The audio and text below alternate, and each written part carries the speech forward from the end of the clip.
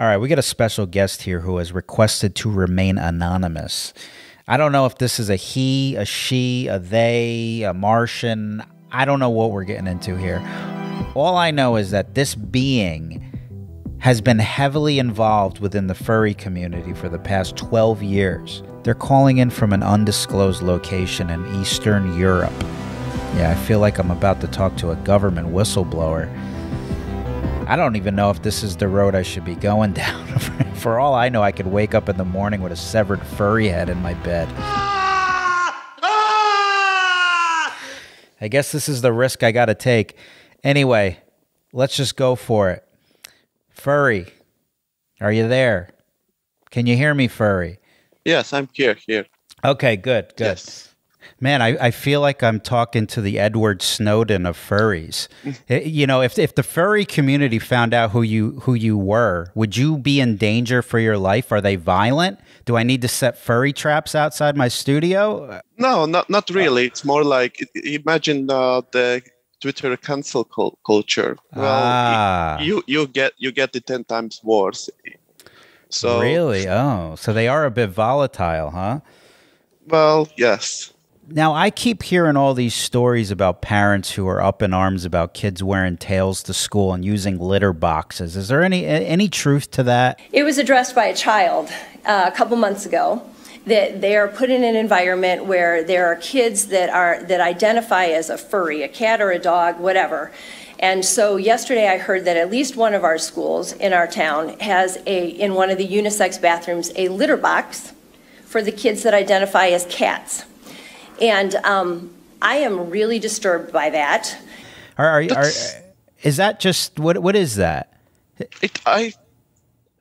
Honestly, considering it's 2022, I wouldn't be surprised that happening in some cases. But in my opinion, it's such a rare case. It's like literally few bad apples ruin it for everyone else, you know. Right. Majority kind of just shun these people away because... See, I would look at that guy as the real deal. Like if I was just starting out as a furry and you told me, hey man, you know Fluffy? Now I'm making up a furry name. I'd be like, yeah. Mm-hmm. And you're like, Fluffy's got a litter box. I'd be like, oh, no shit. Oh, Fluffy's really about that life, huh? See, to me, the thing is, in the fandom, we shunned it. Think about it this way. There's got to be levels to this. There's got to be a hierarchy of furries where like the top furry perceives others who don't put as much effort into their furryhood as fair weather furries. Kind of like sports fans, you know, that don't really watch the sport. They just watch the main event. They're fair weather sports fans. Like hear me out for a second. Like on my last video, I did this thing about this furry parade. Yes. And everyone is in these elaborate outfits. And then you got some dumpy guy wearing a squirrel head comes walking through the parade with board shorts and sandals on. You can't tell me that guy's on the same level as someone with a full body furry suit who shits in a litter box. You can't say that's the same thing. Wouldn't you have more respect for the full bodied furry with a litter box in his house? I would. I mean, there's a simple answer to that. Everyone has their own fetishes, and if they like to do it, I don't really care what they do in their bedrooms or in their houses. See, I think I would be one of those people, though. I think I actually would be those, because I'm all in or I'm all out. I'm all or nothing. So I think I would be one of those freaks. Well, I mean, I don't judge anyone's fetishes. You know, the thing is, where you mentioned the litter box, okay, it's an extreme that you mentioned, but keep in mind that we are very accepting community, right? And when we are very accepting, we also can accept the freaks.